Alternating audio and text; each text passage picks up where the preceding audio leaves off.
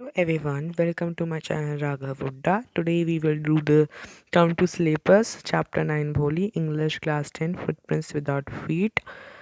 सबसे पहले आप सबके टर्म वन एग्ज़ाम्स कैसे गए मेरे को ज़रूर बताना। और मैं ये अब टर्म टू का सिलेबस इसलिए बना रहा हूँ क्योंकि टर्म वन में मेरे को थोड़ा सा ना ऐसा डर था, हाँ मैं टेंथ में थोड़ा पढ़ लेना चाहिए, बट अभी थोड़ा टाइम है टर्म टू में, इसलिए एक तो चैप्टर हम कंप्लीट कर लेते हैं। तो शुरू करते हैं। तो पहले हम इसमें अबाउट द ऑथर पढ़ते हैं। वैसे अबाउट द ऑथर इतना आपको जाना ज़रूरी नहीं है, पर जान ही लेते हैं क्या हो जाता है हमारा, क्योंकि हमारे हरियाणा से ही हैं, इसलिए हम इनके बारे में जान लेते हैं। सबसे पहले हु इज़ द ऑथर। तो ऑथर ऑफ दिस चैप्टर भोली, कौन है ऑथर आपके? तो ही एक सेकेंड, ऑथर इज के ए अब्बास। हु वॉज के ए अब्बास, तो पढ़ लेते हैं। के ए अब्बास का पूरा नाम था Khwaja Ahmad Abbas. So he was an famous Indian film director Indian novelist हैं, स्क्रीन राइटर हैं, अ जर्नलिस्ट हैं in Urdu, Hindi and English languages. He was the maker of films like Saat Hindustani है, जो कि आपकी 1969 में आई थी। Do Boond Paani, which won the national film award for the best feature film on national integration. So जो इनकी जो इन्होंने फिल्म लिखी थी, जिसकी स्क्रिप्ट लिखी थी, दो बूंद पानी, उसको नेशनल फिल्म अवार्ड मिला था। किस चीज़ के लिए? नेशनल इंटीग्रेशन के लिए। He wrote screen for the best of Raj Kapoor film like अवारा, श्री 420, मेरा नाम joker and Bobby. He was born in the family of famous Urdu poet Hali, who was a student of Mirza Ghali। मतलब इन ये उन famous Urdu poet हाली की family में पैदा होते हैं, जो कि मिर्ज़ा गालिब के स्टूडेंट थे। His grand father was one of the chief rebels of the 1857 के रिवॉल्ट के लिए में इनके जो ग्रैंड फादर हैं वो बहुत चीफ रिबल्स थे, मतलब मेन थे वहाँ पे। मतलब मेन तो नहीं कह सकते, बहुत इंपॉर्टेंट उन्होंने रोल निभाया। फर्स्ट वॉर ऑफ इंडिपेंडेंस, जो कि आपका मतलब हम हिंदी में बोलते हैं, तो 1857 की जो क्रांति थी वो फर्स्ट वॉर ऑफ इंडिपेंडेंस था, revolt of 1857। He was born in Panipat Haryana on 7 June 1914, मतलब वर्ल्ड वॉर फर्स्ट के टाइम के। यस, पानीपत हरियाणा में हुए थे। मैंने इसलिए आपको बताया क्योंकि हमारे पानीपत से हैं, I belong to Sonipat Haryana. So Panipat हमारे बिल्कुल नेबर में से हैं, इसलिए मैंने बताया। And he died on 1 June 1987 at this age of 72 in Bombay. देखिए, बोर्न हरियाणा में हुए, डाई मुंबई में हुए, बॉम्बे मतलब उस टाइम पे बॉम्बे कहा जाता था। लाइक 1 जून को इधर, मतलब 7 जून को, एंड 1 जून को इनकी डेथ हुई थी। कहाँ, एक सेकेंड, 1 जून को डेथ हुई, मतलब 6 डेज का वो था, मतलब पूरे 6 डेज नहीं, मतलब कई साल हुए थे। एंड फर्स्ट वर्ल्ड वॉर के टाइम पे हुए। मतलब he was very very great, like हमारे हिसाब, मेरे हिसाब से, बिकॉज क्योंकि मैंने जब भी देखा ना, तो हरियाणा के लोग ज़्यादा ना राइटिंग वाली चीज़ों में नहीं आते हैं। सो बट ही देखिए कि आपके कि अब्बास जी इज़ वेरी गुड, अच्छे लग रहे हैं, देख लीजिए। सो अब हम देखते हैं theme of the story, right. तो थीम ऑफ द स्टोरी देख लेते हैं। इस थीम ऑफ द स्टोरी का क्या है, एक सेकंड, अगर ये ज़रूर है तो, पर होता नहीं है। थीम ऑफ द स्टोरी आपकी है भोली इज़ द स्टोरी, जो Bholi is the story of a village girl who was discriminated, पढ़ लेते, who was discriminated as she had pock marks on her face, she stammered। एक सेकेंड, अब stammered का मतलब पता होना चाहिए। शी स्टैमर्ड, यहाँ पे ना एक ये स्पीच डिसऑर्डर होता है। स्पीच डिसऑर्डर मीन यू, जब हकलाते हैं ना, थोड़े कई लोग होते हैं कि वो एक ही वर्ड पिस्टर करते हैं, जैसे कि अब भोली ले लेते, भोली ऐसे करके बोलते हैं, तो वो होता है आपका स्टैमरिंग करना। She was consider to be simpleton. Simpleton यानी कि आपका आप कह सकते हो बहुत भोली type, as the chapter suggest. Sorry, Bholi जो मतलब थोड़ी सी, जिसमें ना थोड़ी कम तेज तरार हो, लाइक वो सीधी सादी सी हो, जो शी वॉज वेरी सीधी सादी, जैसे कि हमने हिंदी में पढ़ा था, अबला हम भोली। She suffered an attack of smallpox when she was just 2 years old। जब वो 2 years ओल्ड थी उसको स्मॉल पॉक्स हो गया था. She damage a part of a brain as she fell off from the cot. एक सेकेंड, ये कोट वर्ड आपका ऑल्सो इम्पोर्टेंट है. ये कोट, सॉरी इतनी गंदी राइटिंग आ रही है, वो कितना सुंदर कोट लिखा है मैंने. एक सेकेंड प्लीज. COT cot. ये वर्ड आप बहुत डेली यूज़ में यूज़ करते होंगे. आप इसका मतलब बताना मुझे, क्योंकि अभी आगे मैं बताने ही वाला हूँ आपका वैसे भी इन द चैप्टर. तो ठीक है. From the court and transferred to a dumb cow into a fearless and second education transformed. ठीक है, तो education transformed a dumb cow. She was बिल्कुल सीधी सादी, हम कहते हैं ना बिल्कुल सीधी सादी गऊ जैसी गऊ है, तो वो उस टाइप से dumb cow into a fearless and courageous girl. She first agreed to marry a un she first agreed to marry a unequal match Bishambar just to maintain the honor of the family. उसने decide किया था क्या कि that she will marry a unequal match, मतलब marry an unequal match. Bishamber use हुआ है unequal match क्योंकि वो बहुत बड़ी थी मेरे हिसाब से. हम देखते हैं, मेरे हिसाब से बहुत बड़ी होंगी, चैप्टर में देखेंगे. आप बताना आपको पता है तो. आपने अगर पहले चैप्टर पढ़ रखा है. Just maintain the owner of the family. तो गर्ल्स जो होते हैं ना, वो कई बार अपनी फैमिली का ओनर को मेंटेन करने के लिए, अपने परिवार की इज्जत मेंटेन करने के लिए बहुत दुख सहती हैं. Her father Ramlal put even has turban at the feet of the greedy bridegroom. उसके जो कौन रामलाल है, द फादर ऑफ भोली. तो Ramlal is the father of Bholi who even put his turban. तो टर्बन इन द मतलब आपके गाँव में अपनी थोड़ा गाँव के हिसाब से अपनी पगड़ी, मतलब बहुत ये इज्जत का प्रतीक माना जाता है गाँव में, मतलब होता भी होगा, होता है. At the feet of the greedy bridegroom he accepted to marry a girl with smallpox only after getting 5,000 rupees as a dowry. जैसा कि उसने देख पोक मार्क से किसके ऊपर, भोली की स्किन पे, भोली की पूरी बॉडी पे, तो वो उसने भोली से मैरी करना एक्सेप्ट कर लिया. कब? जब उसका 5,000 रुपये डोरी के रूप में मिलेंगे. भोली show the courage after of throwing her ceremonial garland into the fire. She refused to have a mean, greedy, commandable coward like Bishambar Nath as her husband. तो क्या किस वरमाला को भोली ने अग्नि में डाल दिया. Put it in the fire. क्यों? भोली शोड हर करे. उसने 5,000 रुपये डोरी मांगी, वो पढ़ी लिखी थी, तो she will not give dowry. I think so. Let's see in the chapter आगे क्या होता है. तो Bholi showed the courage of throwing अवैध into the fire. She refuse. उसने मना कर दिया. तो एक ऐसे मीन, ग्रीडी और घायल पति के साथ अपने बिशंबरनाथ के को उसने अपने पति के रूप में स्वीकार करना. So this was the theme of the story. Let's see the every line of the NCRT. as NCRT is very very important. I will suggest you please NCRT को थोड़ा read करो and then you will be able to do something.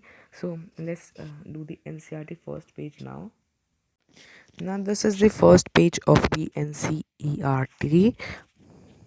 So this is the first page of the NCRT. The Bholi, the K. Abbas is a writer. Chapter 9 है. तो पहले हम before you read जो section होता है वो पढ़ लेते हैं. From her very childhood, Bholi was neglected at home. Neglected मतलब उसका कोई ज़्यादा ख्याल नहीं रखता, उसको ध्यान भी नहीं देता कोई. कोई उसका ध्यान नहीं रखता है. ध्यान न देना एक टाइप से हिंदी में मीनिंग हो जाएगा. At home, why did her teacher take interest in her? Did Bholi measure up the teacher's expectation? Let us find out in the chapter. So उससे भी पहले आपका read and एक सेकेंड, ये जो read and find out questions होते हैं ये हैं. इन क्वेश्चंस को हम एक बार देख लेते हैं.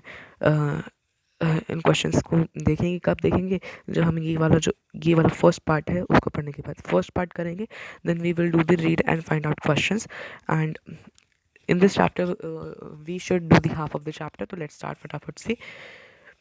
Her name was Sulekha, but since her childhood everyone had been calling her her Bholi the simpleton.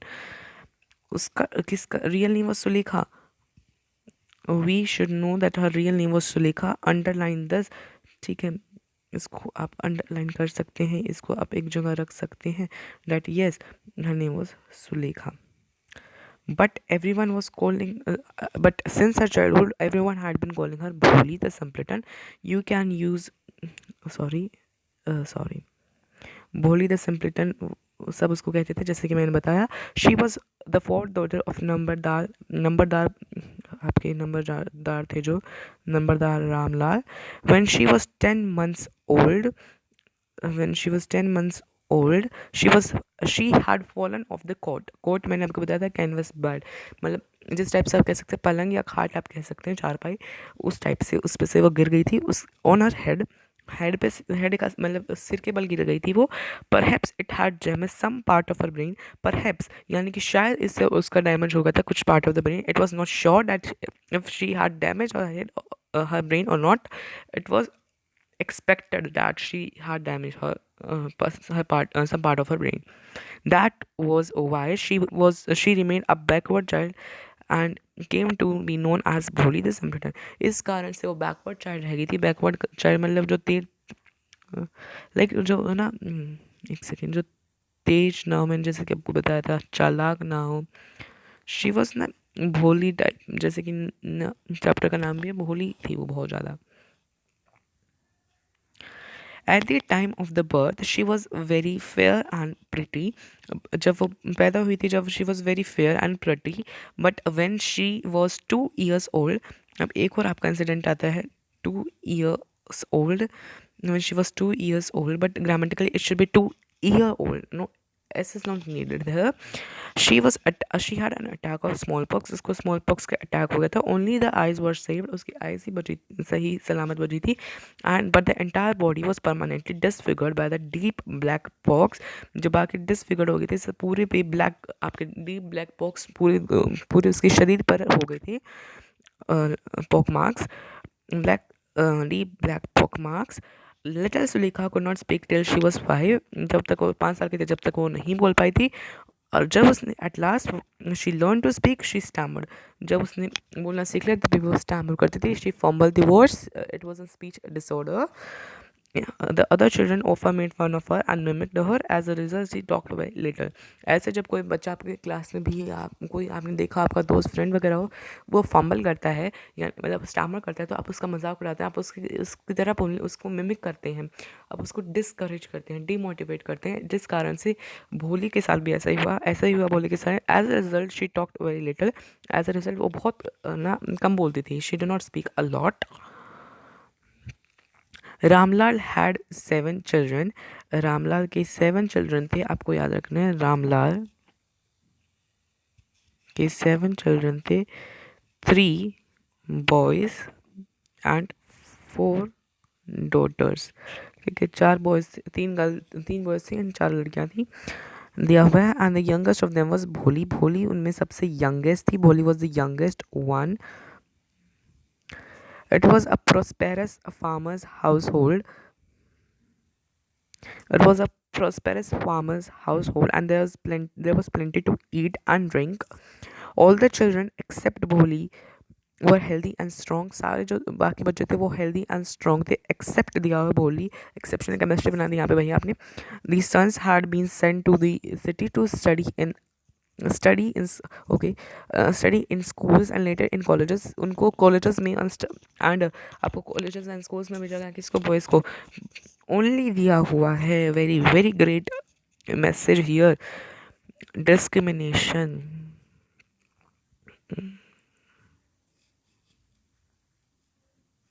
Discrimination है यहाँ पर against the girls. Girls was not sent to the schools. Education for the girls was not not a issue at that time. और issue हो सकता है, social issue at that time you can से. वहाँ पर उस टाइम पे लड़कियों को स्कूल में नहीं भेजा जाता था. बैकवर्ड, लाइक बैकवर्ड सोच मेरे हिसाब से भेजना चाहिए था. Also the girls can do a lot for their parents. Out of the daughters Radha the eldest. तो सबसे पहले आप लिख सकते हैं राधा. क्या थे? ओहो भाई, एक सेकेंड, सॉरी।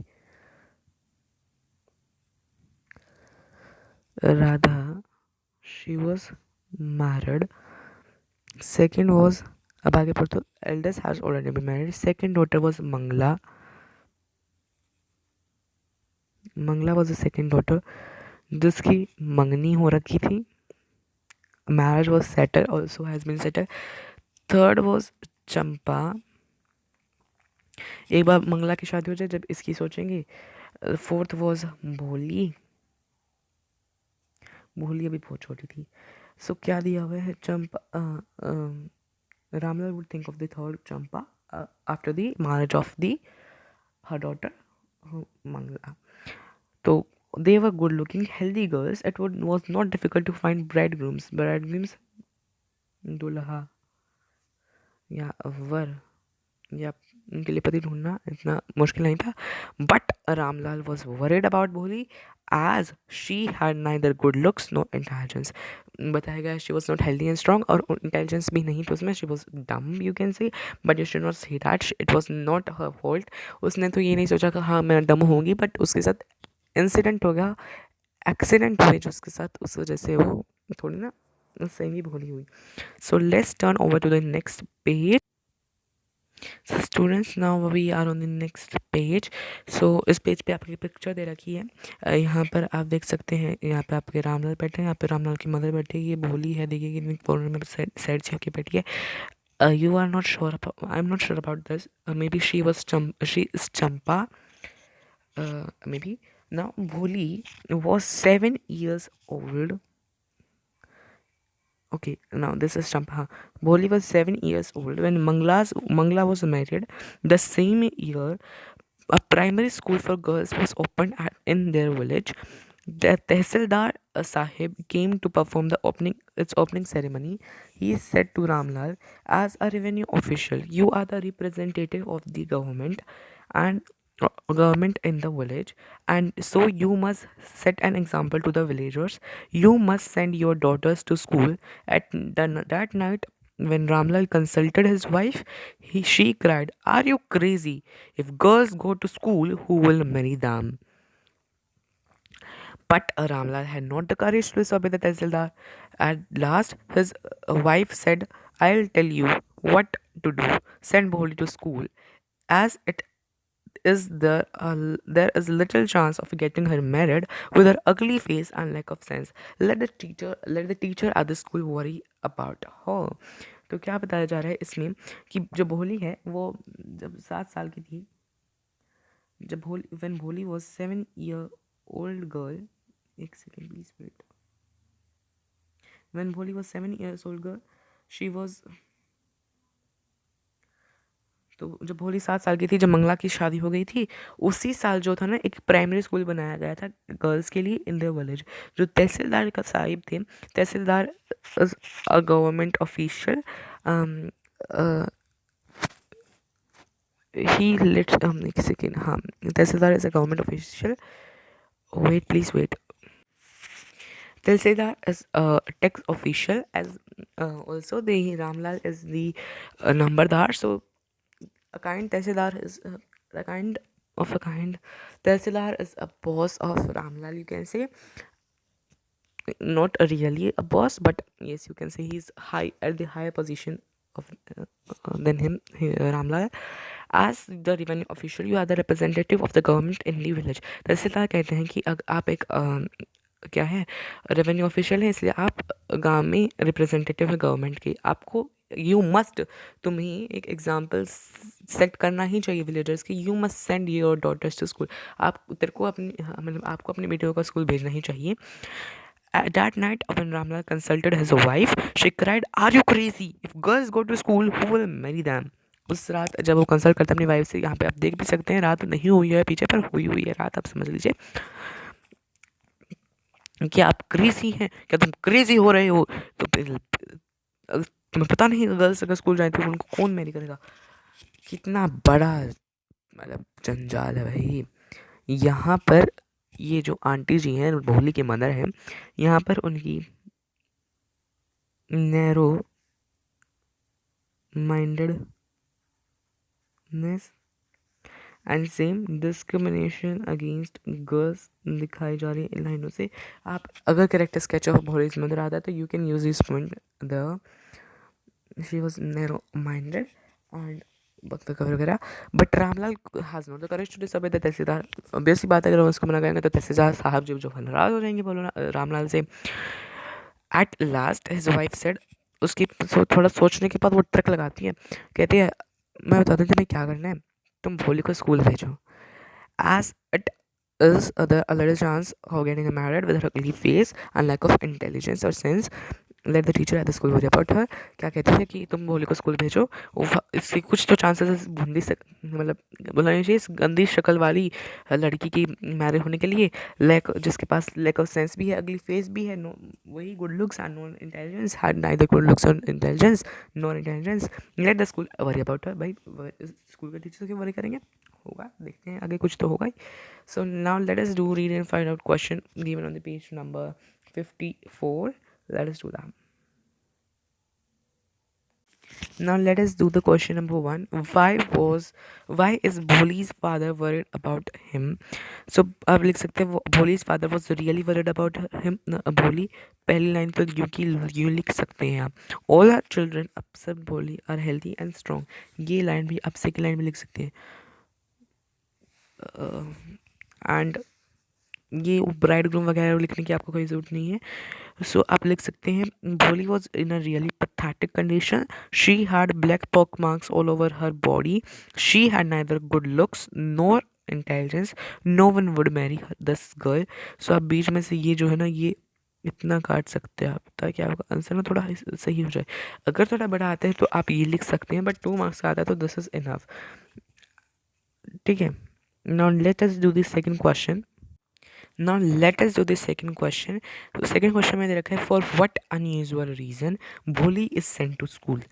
तो क्यों है, तो आप थोड़ा ना इसको थोड़ा चेंज करके लिखेंगे। कैसे चेंज करके लिखेंगे, इसकी ना एक चैप्टर ये जब हमारा कंप्लीट हो जाएगा, जब हम एनसीईआरटी एक्सरसाइज कर रहे होंगे ना, जब मैं आपको अपनी नोटबुक की जो है ना वो पीडीएफ भेजूंगा, मतलब भेजूंगा क्या, आपको प्रोवाइड कर दूंगा, मतलब एक टाइप से शॉर्ट वीडियो बना के उसमें कर दूंगा। तो इसमें आप क्या लिख सकते हैं, भोली इज मदर। एक सेकेंड, इससे बढ़िया ना हम एक अपनी बोर्ड पे चलते हैं।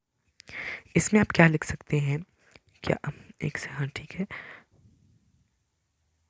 Bholi's mother at the first side said,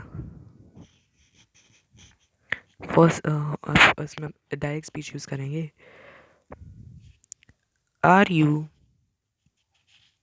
crazy, वही वाला आप लिखेंगे, are you crazy if girls go to school, if girls go to school, एक second please, who will marry them।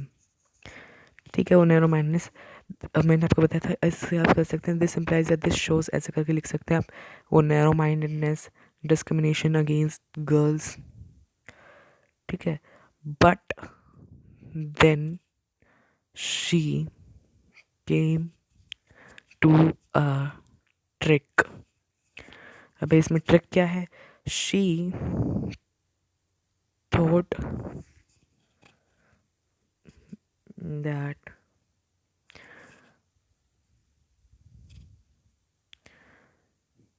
she thought that there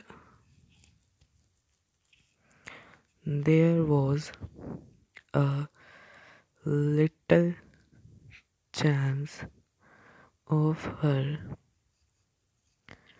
getting married with her, उधर ये चला दे, with her